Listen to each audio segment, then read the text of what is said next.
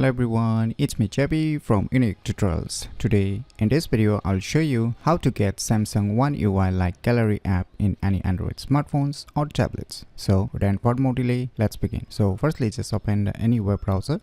And now just visit to this website link. I'll be providing this website link too in the video descriptions, and after that just scroll down below. Now you will see your download option, just click on it. Now here you will see One UI gallery clone, so just click on it. Now click on this download option. So finally the file has been downloaded. Now just click on this open, click on install.